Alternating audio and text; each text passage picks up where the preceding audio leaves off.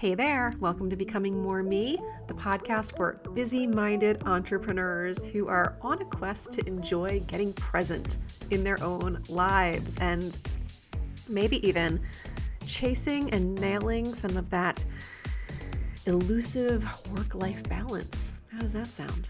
Well, we're going to talk a little bit about some action steps you can take towards doing that today with my guest, Donae Cannon. Donae and I were introduced a couple of years ago when I was on her podcast, and now I'm so excited to have her on mine. She is an occupational therapist. She is a professionally trained coach, and she's amazing at working with neurodivergent people. She's been working with them for over 20 years, and she has a great understanding of ADHD. I know you guys are going to eat this episode up because every time I start talking about our busy brains, it's always a favorite when it comes to these podcast episodes. And we have many episodes that focus on ADHD, so check out the Becoming More Me selections. I'm sure you'll find more here. But she is a parent of children. She also has 4 kids like me, many of whom have ADHD, and just like me, was also diagnosed herself with ADHD as an adult. And we talk a lot about our personal experience on this episode, and we also talk a lot about our strategies and how we enjoy bringing humor and compassion and executive functioning skills and lowering resistance into our lives in order to make things more in sync with our ADHD brains. I think you're gonna love this. So without further ado, let me introduce you to Donae Cannon. It all starts now. Hey Donae, thank you so much for joining me today. I'm so glad you're here. Thanks for having me on. Yeah, we're both kind of giggling because as we're getting ready to record, we're counting the drinks that we have to stay hydrated. And in typical ADHD fashion, we each have several. And, attempting to come up with an outline for what we're going to talk about, knowing that there's no way either of our brains are going to stick to it. So anyway, You showed up really consistently, right? I would love to start with a little bit about you, like personal you, who you are, where you live, who you like to spend your time with, hobbies, any of that kind of stuff. Oh, what hobbies? I could go forever on just hobbies, right? There's our show for today.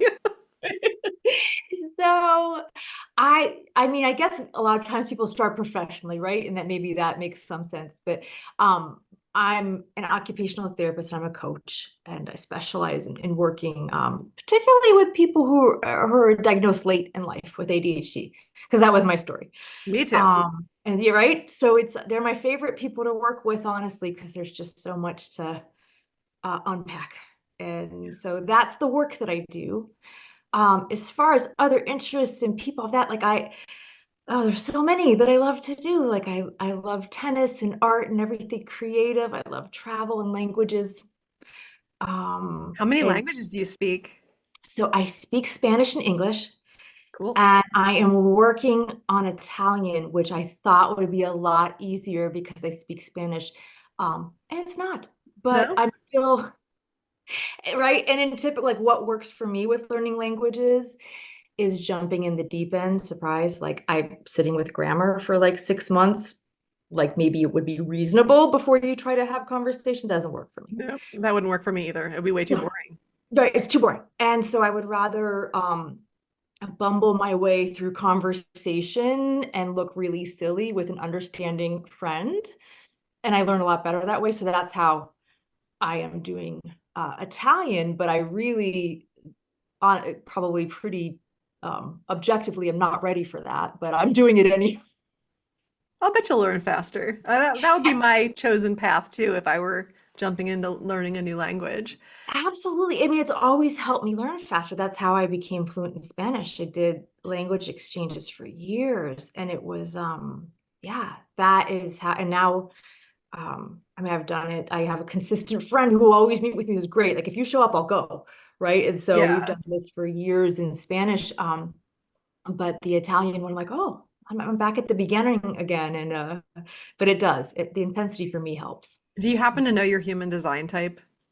No, I don't know about that. Okay, we'll talk about that later. No worries. I was just Another my rabbit trail for you to in go my on. human design, like it's kind of written in there that I can master things really quickly. And because of that, I don't actually have to finish everything I start or whatever Oh, else, which gave me such release and relief as an ADHDer who gets my hands into all sorts of things that I'm yeah. actually learning exactly what I need to know. And it's okay to ditch it because I'm ready for something else.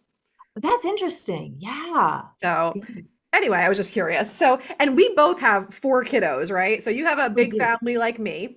We really And overshot. yeah. And where do you guys live? We're outside of Atlanta. Okay, nice. Are Mhm. you Yep. from that area or a transplant? No, a transplant. My husband's originally from Georgia. Like he's a stayer. And I was never a stayer until I married a stayer. And now I'm here. Probably will have been here Nice. for a long time. Very cool. So tell me a little bit about like your personal journey being diagnosed as an adult with ADHD and what that experience was like for you. Yeah, I like to say I was a little slow on the uptake because like I did it completely backwards and realized really late for the knowledge that I kind of had access to. Like I was working as an OT, working in pediatrics, working with kids with ADHD. And then two of my four kids were diagnosed with ADHD. And it wasn't until like way after doing all this work and seeing my kids and seeing particularly the second one who was diagnosed, I was like, oh, wow, Yeah. that's me. And that's when it kind of, I mean, it's like everybody around me knew, except like, but I was surprised. I did not think ADHD because, like, probably most people, I didn't understand the depth of ADHD. Ah, Right? I had my 80s, I'm somewhere in my 40s, right? So I had my 80s images of ADHD and what was kind of taught then. And it was really different and really not complete during those decades, right? And so, yeah. but yeah, so that like I We're went still completely learning so much now that I'm sure it's going to look a whole lot still different 20 or learning. 30 years from now. But it was definitely like there was a lot of shame around it and Absolutely. everything else when we were coming up. And I was Yeah. never labeled as it as a kid. Mhm. Thank goodness, because I think that's part of why it feels like such a superpower as an adult, because I was allowed to follow my highest excitement and kind of dabble in this, dabble in that, do all the things. Right. But I wasn't diagnosed until after at least three of my kids were. And Yeah. for part of me, I was just like, oh, whatever, it doesn't really matter. I'm pretty sure I have it. Like they did not get it from dad. Like, Yeah. so must be me. But there is a difference with the diagnosis. Did you feel a little bit differently about it after you were diagnosed? I felt a huge difference about it after I was diagnosed because for me, and people have really different experiences with this, right? So I've talked to people who have the opposite. For me, it was very affirming, and the more I learned, the more connections I made. Like, oh, this thing that I really struggled with is so impacted by ADHD, and they didn't feel connected. I never knew them to be like had struggled with an eating disorder in my youth. And like that was a huge connection with ADHD. It was one more area of shame of like, oh, I'm not quite Hmm. right.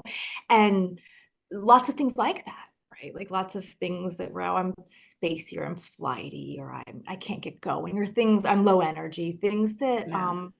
felt really heavy and like labels and more evidence of like, oh, um, you're not quite right. And then having that diagnosis for me was like, oh, this isn't so uncommon. And there are things I can do about it. Like that felt very liberating. Now I know some people have a really different experience and it's not a relief, but it was Sure. more of a relief for me than not. Absolutely. Yeah. And how has it been for you having kids that also have ADHD? Oh man, it's like what do they say, shoveling snow in a snowstorm or shoveling your driveway in a snowstorm or whatever, right? Like it's always been sloppy. But It's also kind of like looking in a mirror. absolutely, right? Like it's all the things. But I really believe this, and I have told more than one client this. I don't think there's anyone better to parent a kid with ADHD than someone who has ADHD. Is it nice and neat and smooth all the time? No. But is it easier for someone to teach something that was really hard for them to learn than somebody who has it intuitively? I think so, most of the time, you know. Yeah, for sure. I'd love it if you could share some of the strategies for success that you might have, or things that you have found particularly effective for managing symptoms in daily life or regulating, that sort of thing. Oh, wow. Where to start? Well, I do have a place I like to start, but it's not probably what people want to hear or expecting to hear, but one of the biggest tools to develop is self-compassion. The other strategy is important, right? Like self-compassion has two pieces. Like it has this tenderness and acceptance, but it also has like a let's do this. Like there's also an active piece of self-compassion. So for me, that was a really important thing to get good at. Yeah. Um, How did you get good at it? oh, sloppily, like everything else. Like I just, right? Like I, Dove in and started speaking Italian, right, and there you are. might have been better at learning Italian than developing self-compassion, right? Like it was not intuitive. Neither are Uh, easy or intuitive. no, Totally and I great people, parallels there. right? None of it is, and it's funny because I think there's this misconception that people that are very compassionate with others might have an easier time being compassionate with themselves, and that's not true I don't necessarily. think so. No. No, oftentimes they're the ones that are beating themselves up more than anybody else. Yeah, right. That's what I've found is that like a lot of times those people that are so generous to anyone else in their life can be almost cruel. Yeah. Not even always in the conscious, and I do think there's a lot, especially when you're diagnosed later in life, there's some survival wrapped into that. Like if you have had so many experiences where like, oh, I got a lot of negative feedback here, and oh, I showed up and was really embarrassed how I showed up here. You start to get a little hyper vigilant, and people develop these voices of like, well, let's keep this tight in a line, and just they're not motivating, but it's the best we can do sometimes, especially if we're young trying to figure this out. Right. So that is a really important piece before we even look at the strategy and the structure Good. and the tips. Like I think, um, especially because a really important part in learning to work with your specific brain is curiosity, like being able to say, I come into a problem and say, I don't have the answer Yeah. yet, But I want right? to Like even, understand better. So what right, can I like let learn? me, yeah, I want to understand. I want to be curious. The funniest thing for me is when I'm working with someone and they don't do the thing we talked about, and they already have the reason why, in their heads. And it's like, well, I just forgot, or I flaked, or I whatever. And then we dig a little deeper, and maybe it's not that at all. Like maybe we picked something that was too big, or maybe they had a lot go on that week that was high emotion and they didn't have the bandwidth for what we picked. Or Mhm. usually there's more to the story than just I flaked. Oh, yeah. Um, you know, I tend to it, find there's usually some kind of a deep fear or something lurking fear is a underneath at the biggie. surface. Fear is a biggie, right? Even if it's a fear that we consciously or rationally know as an adult isn't really a threat, even. Absolutely. Because really, like, as far as our survival instincts are concerned, a lot of things are threats that aren't like concrete threats, like not belonging, not being accepted. Like there's some things that drive us. It's like, wow, you know, that's threatening to your nervous system. It's like, oh, I don't want to not be included here, not be a part of things, be on my own. So Yes, yeah, I because that's how think you die. right, right. There's some reality to that. And that's it's an important thing to like accept. Acknowledge. Yeah, acknowledge And exactly. then usually like move to the side or rewrite the narrative around is what I've found. 'Cause, Right. You so many of know, the things that ever held me back, at least, were always just a story. yes. And we all have those. Like we're all carrying these stories. Everything that happens to us gets run through Hmm. our brain interpreting it. Like this is what this means. You and I could go out and have the exact same experience. And we're going to walk away with different interpretations of what happened and why. And we love our stories. Like we absolutely love them. Oh, We yeah. do not want to give them up. Right. And that's the kind of, it leads to another kind of important thing to look at. That's humans. But then also with ADHD, some of us struggle with cognitive flexibility. And so that's one of the executive functioning skills, right? Like, so we get maybe kind of honed down into one interpretation. It's very hard to be flexible and stretch that out. And so not every single person with ADHD struggles with this, but it's common. So it's like, okay, that can make it maybe a little harder, a skill to practice, like getting more flexible about our stories. Yeah. That could be true, and maybe this could be true, and maybe this could be true, Do you have any great tips for developing greater cognitive flexibility? So one thing that I love that's very hard to do is practicing both things are true. Love that. Telling ourselves that both things are true. Now you're nodding, so you probably do this or know what I'm talking about with this, but it's like, I'm trying to think of a situation where it's like, maybe your best friend is usually really there for you and she lets you down in this horrible way, or maybe even betrays you. And being able to hold the fact that you've been really hurt and even wronged, and she really messed up, with the other fact that she's been an amazing presence in your life and saying, this is true and this is true, is really hard for brains to do. Mm-hmm. It takes a lot of flexibility, and it's just challenging.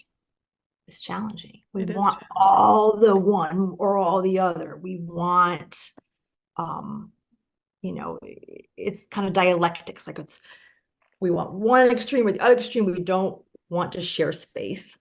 Both of these things are true. But in life, there's a lot of both things are true moments.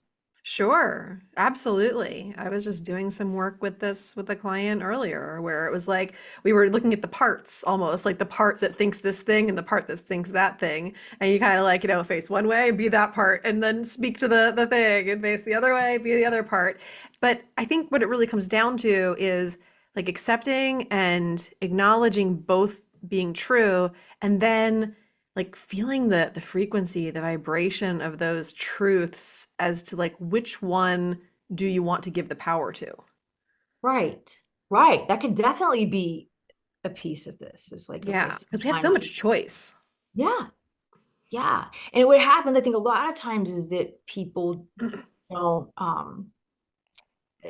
they don't feel comfortable that these both things are happening at the same time. So they only want to focus on the one, right? And so it's like, okay, yeah, having that moment where you're like, both of these things exist, and Yeah. then deciding what you want to do with it, right? Like, what do you want to do with that truth? So Yeah. that's one possibility for flexibility. I mean, if you look at like cognitive behavioral therapy and kind of that traditional looking at a thought and just like challenging it based on evidence, looking at, I don't know, give me a typical kind of limiting thought or interpretation for something.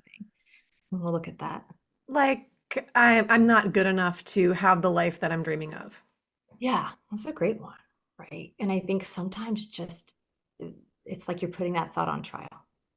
Okay, maybe you're not good enough, right? Like, so what's your evidence? And what's your evidence that you are? What are there people in your life that believe you are?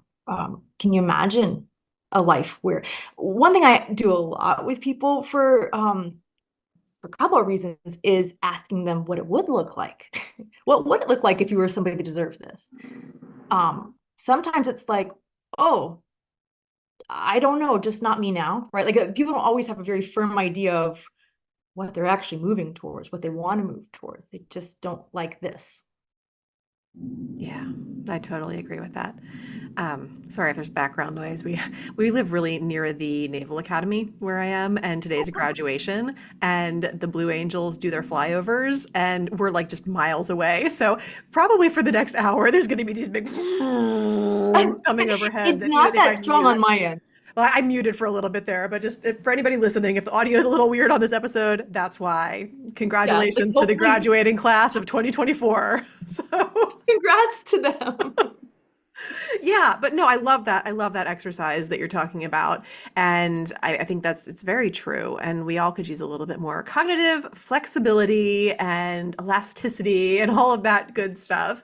So I Right. think one of the other things that I see come up a lot with ADHD is the overwhelm that I think Yeah. comes with having so many thoughts and things happening all the time in our heads. And I know you've got to have some great thoughts around overwhelm and how to I have process so it or many work with thoughts, it or right? whatever. So many thoughts about it. I don't know if they're great ones, So but I have many a lot thoughts, of it's thoughts. overwhelming. Right?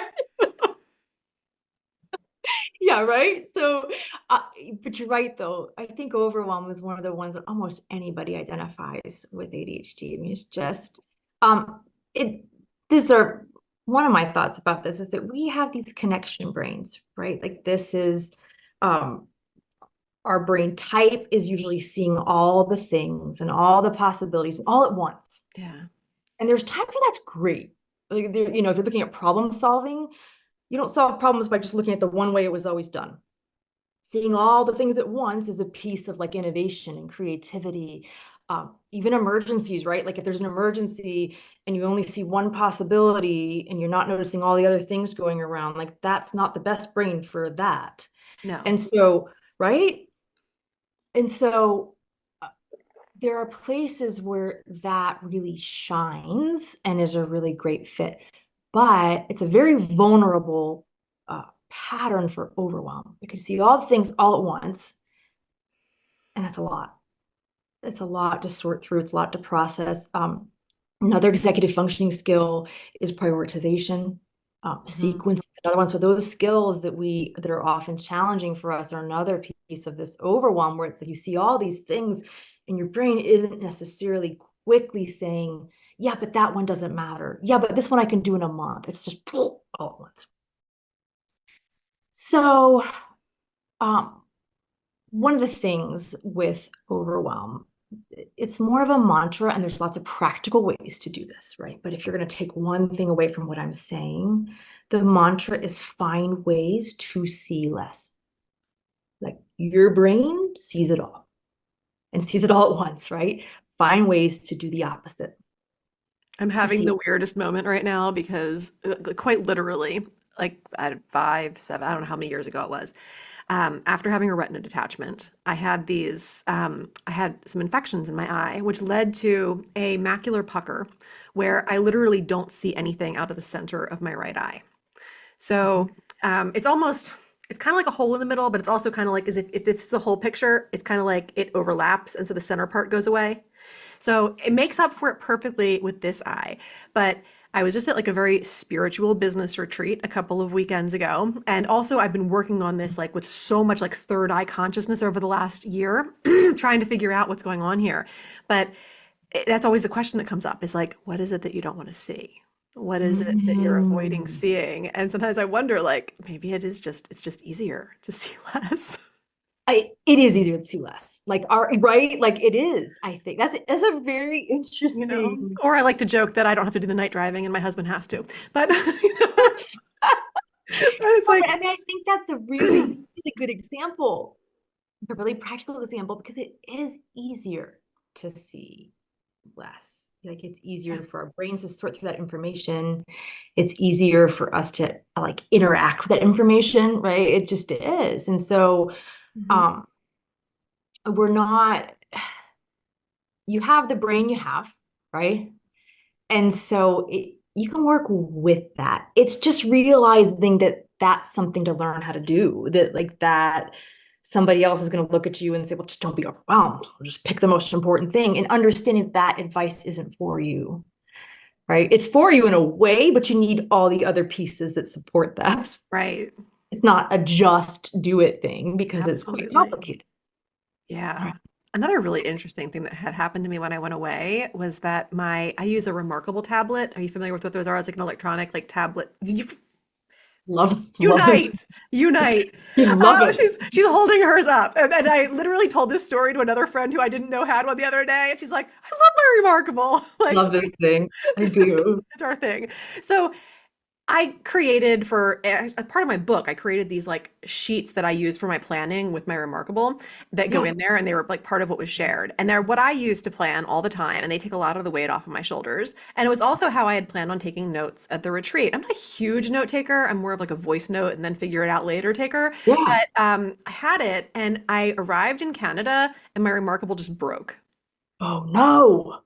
It That was just, that was the first thought. And I was like, oh, maybe it just needs to like, I don't know, like needs to just be plugged in for 12 hours or something. I don't know. Like yeah, maybe it just needs like a major reset.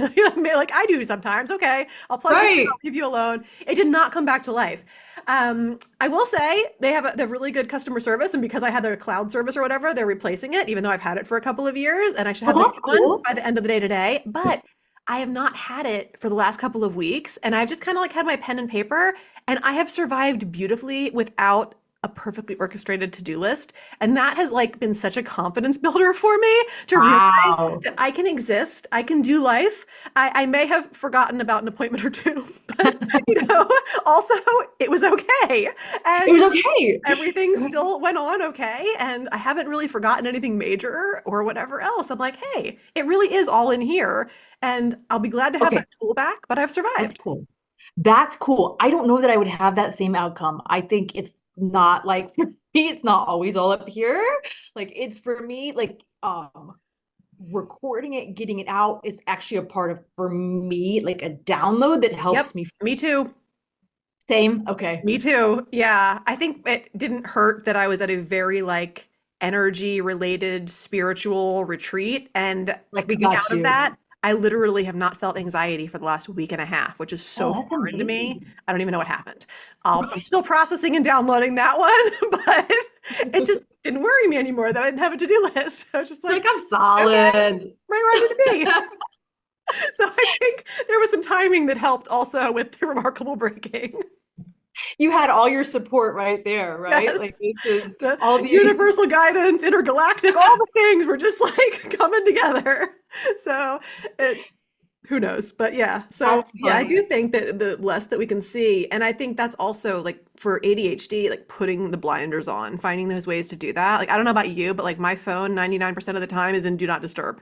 Absolutely. Absolutely. Right. That's one of the things that, like, in fact, they make fun of me. My kids make fun of me because we were talking before. I have all teenagers in the house, and it's just unfathomable how often I can't find my phone. I'm disconnected from my phone because it's just not how they've grown up, right? They have a different reality. But for me, that's one method of just like, hey, Yeah. I'm not tuning into you now. Now, seeing less can also be, we were talking just about like the dump list, right? Like putting everything down so it you don't have to worry about forgetting it if you're somebody who struggles Yes. with your working memory, and I am, right? A good brain dump. Yes. Right? Just get that all out there.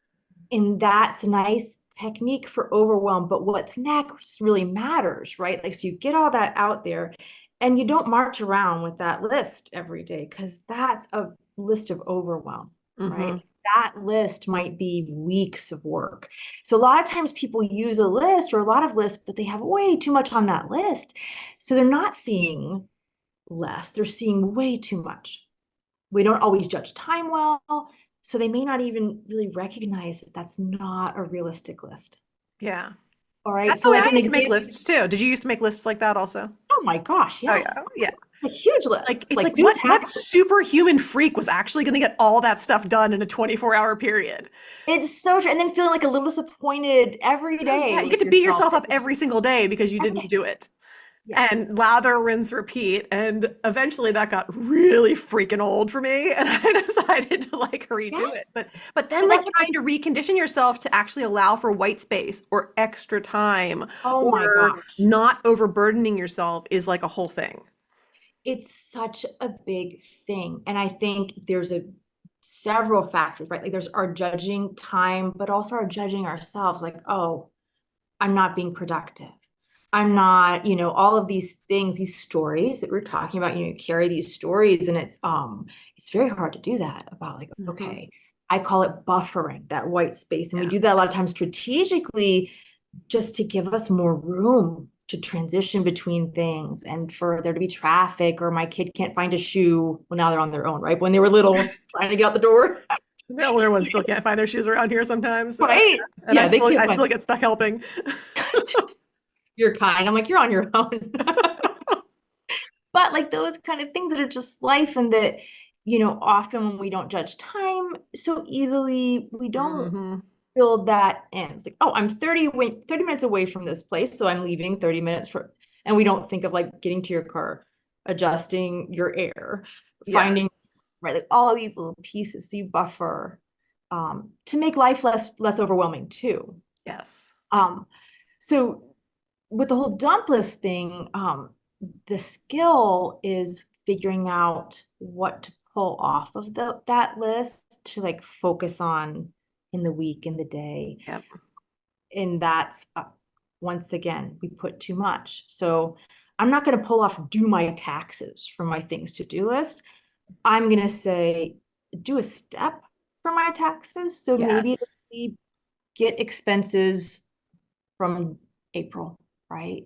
That's a step I can do and Yes. know that I've done. If I put taxes, I'm like, taxes. And it's just, that's, I don't know, 100 hours, 1 hour, I don't Oh know. It's yeah. If I put something that's too big on my list, I just don't do it because my brain doesn't know where to start. So exactly I have my other sheets. I call them dream achievement reverse engineering or dare sheets where I like dare myself to break things down. And nice. I would take that tax step and then I'd be like, okay, well, I need to go to different websites and get the forms downloaded and I need to print some things and I need to fill out, the planner thing for my accountant and I need to, go through my Quicken account and make sure everything's categorized. Like all those different things would be steps, which I could then tangibly know, like, okay, that one thing takes 5 minutes. This thing takes 25 minutes. And then Love I that. can start prioritizing the order in which they need to be done and actually doing them. Okay, hold the phone. You're hearing all of this, right? You're hearing how we orchestrate our lists, how we brain dump, how we reverse engineer goals and piece down bigger things and make them smaller and everything else. You may also be thinking, that's great and I can do that, but then when it's time to actually do the thing, that's when the resistance pipes up, or that's when I can't follow through, or whatever else you might be thinking. And I just want you to know you are not alone, and that is exactly why I wrote my book, Becoming More Me, and why I have my free community and also my program that all go along with this. It is my wish to be able to help people make this easier. And I totally, thoroughly, to the core recognize that it is about so much more than being able to dump your head out on a piece of paper and understand what needs to be done. Our nervous system gets in the way, our subconscious mind gets in the way, these stories we love to tell ourselves all get in the way. And that is the work of Becoming More Me, helping you to get out of your own way so that you can show up fully in your life, reclaim your power, and do things you've literally never done in the way you're about to before in your life. If that sounds amazing to you, I want you to head over to my calendar, like straight to my calendar. Let's get on a call and talk about this. Go to gamechangingconversation.com and book a call. I'll be there to help and serve you. We will chunk through the issues and challenges you're facing right now. And from there, I can make you a heartfelt, genuine recommendation as to what would serve you the best. Perhaps my free community would be a great place to start. Perhaps you're looking to go deeper and join a program, whether it's one-on-one, group, or both. Maybe just getting a copy of my book would be of great service to you so that you could work through the exercises in there and even get a hold of the sheets I talked about on this episode today, my planning sheets and my reverse engineering sheets and all of that. They're all in my book. So reach out, gamechangingconversation.com. Let's chat so that I can help you figure out your next best step to the aligned life you're just dreaming of leading right now.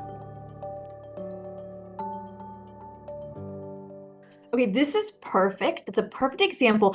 And what you just described, all is executive functioning skills, right? Like sequencing, um, prioritizing, all of those steps, right? So that is exactly what you want to do with this. That's not everyone's able to, because sometimes people just, it's Oh, yeah. so break it down.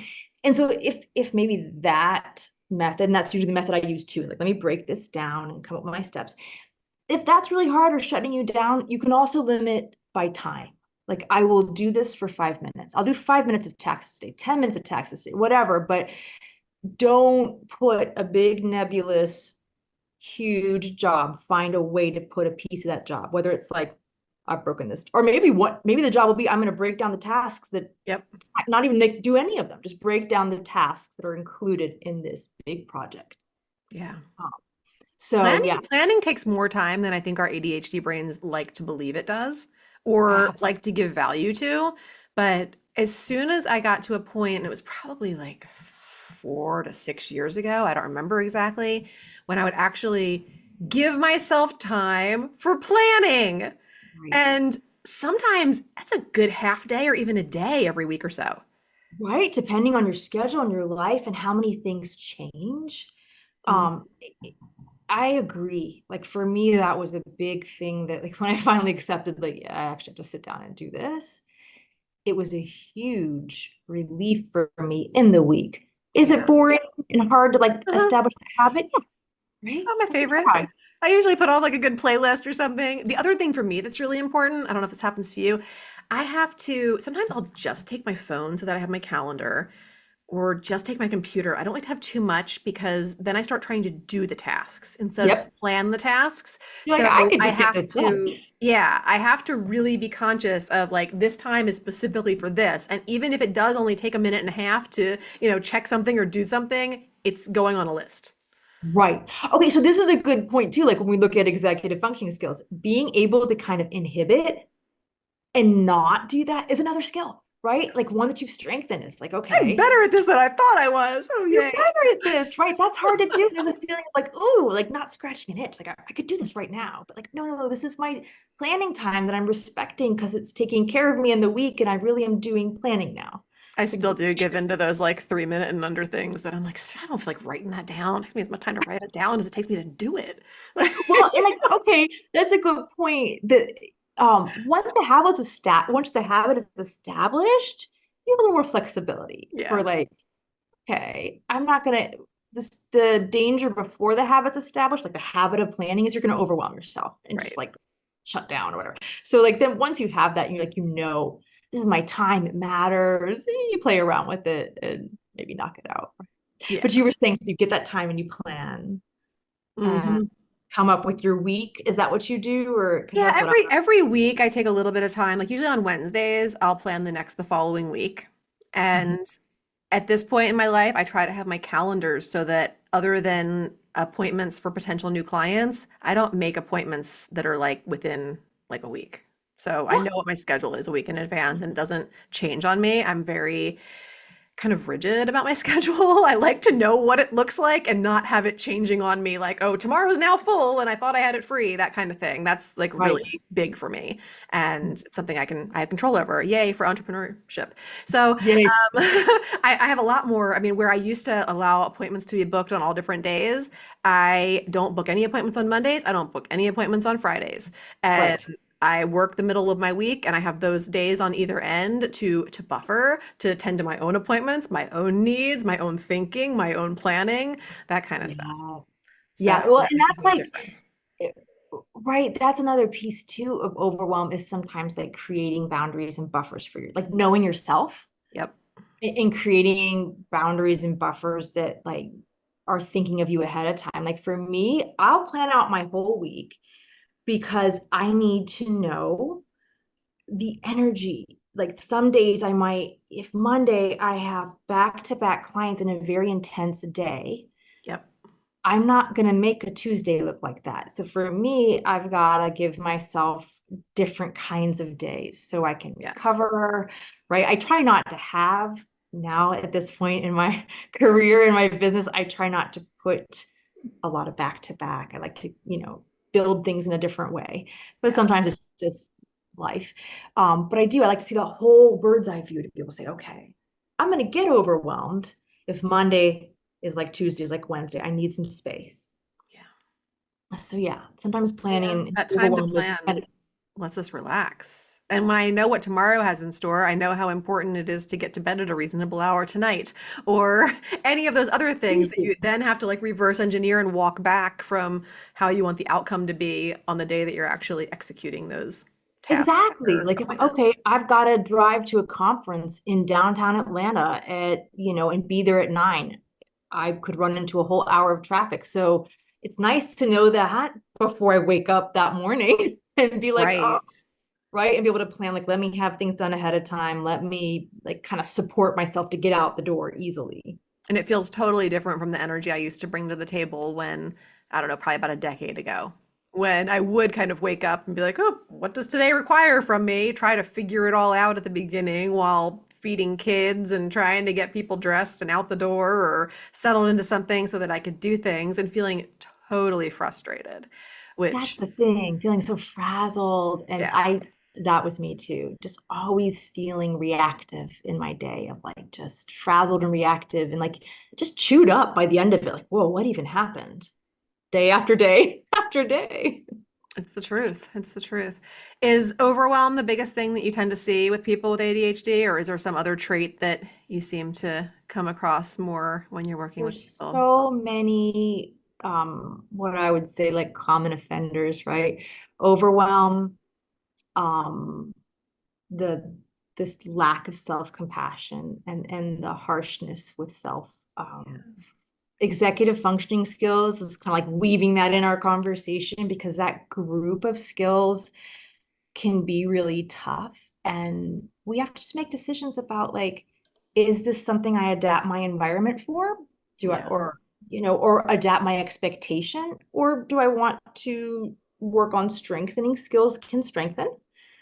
But we all have a certain amount of energy that we're allocating for life and different demands. And so it's just like making those decisions about, okay, this is getting in my way, and which strategy do I want to use to give me the outcome I want, right? So sometimes it's adjusting, like I said, adjusting your environment, adjusting your expectation, or working on the skill and doing some strengthening of the skill, practicing it. Yeah, absolutely. And I can tell that, I mean, we both love to laugh. I can tell from just the conversation we've been having. Do you feel like humor plays a helpful role in the coaching that Yes, you do and in the transformations that you're able to help people achieve? absolutely. Absolutely. I think it's the humanness of it. It's the, I mean, to be nerdy, it's also just like the nervous system release of like just laughter and getting yourself in that place of just having fun, taking it a little easy on yourself, though. And that shared, like, my clients laugh at me just as much as like laughing at like, right? It's a part. I don't pretend or ever come to the sessions like, oh, I have all the answers, right? Like I'm like, I completely forgot about this or whatever. I'm Yep, human, absolutely. It's all we can right? be. It's so, I think it's so important.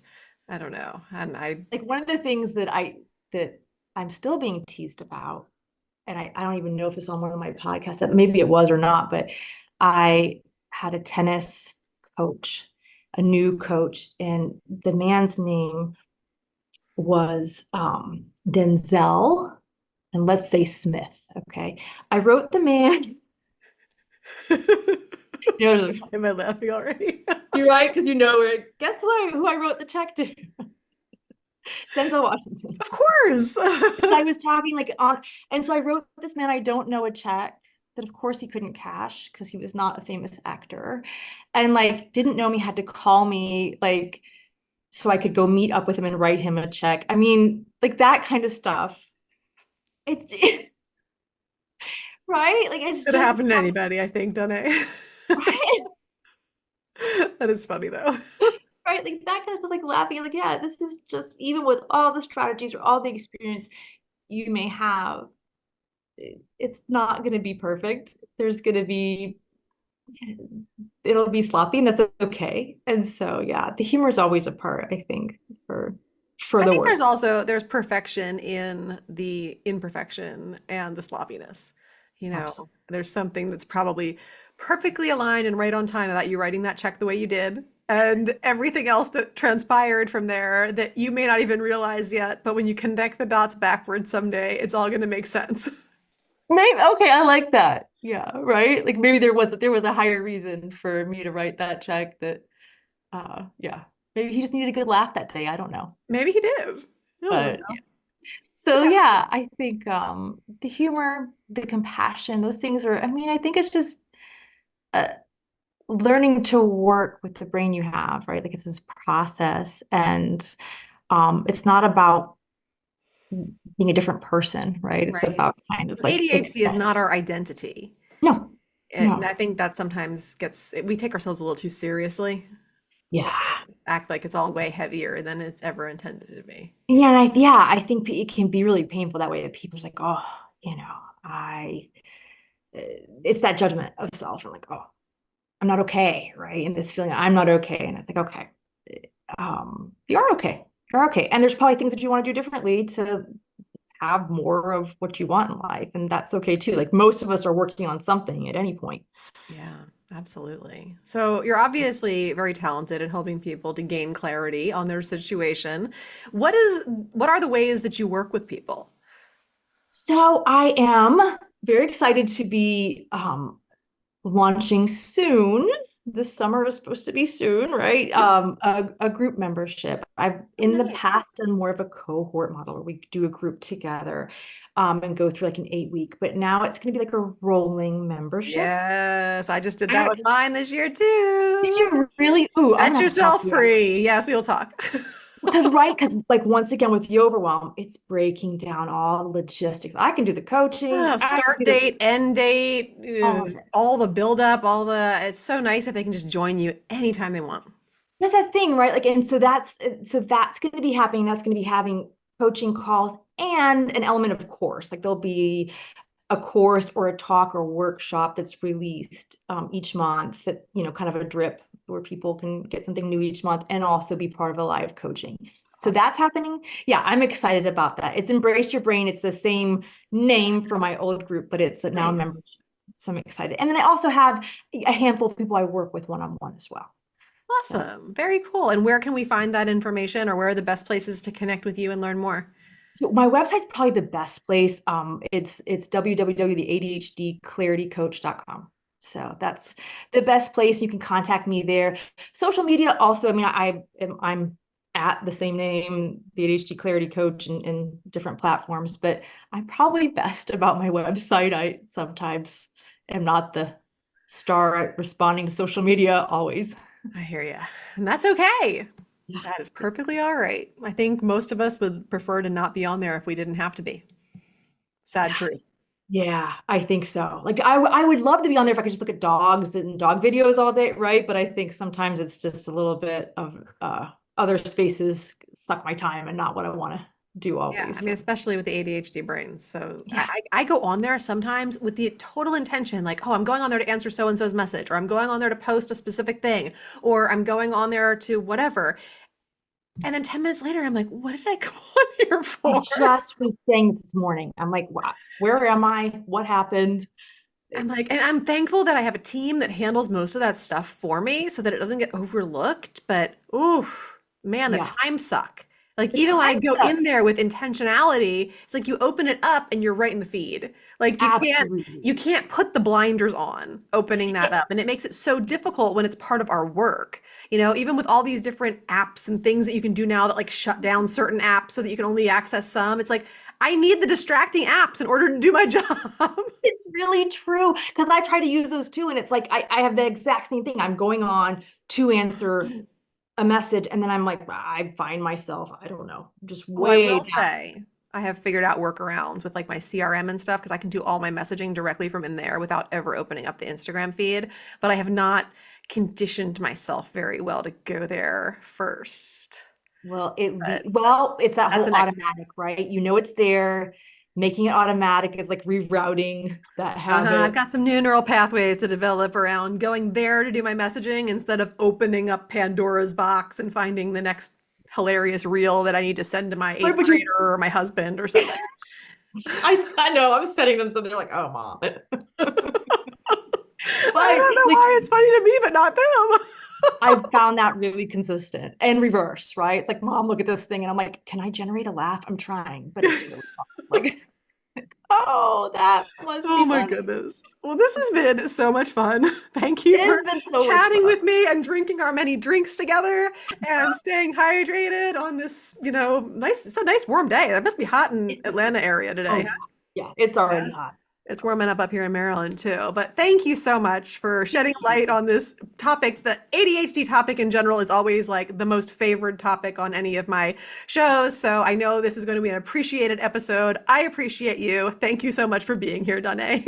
Thank you so much. I had fun like always. So And for all of you listening, I know you have a gazillion choices when it comes to podcasts. Thank you for choosing Becoming More Me, and have an awesome day, everybody.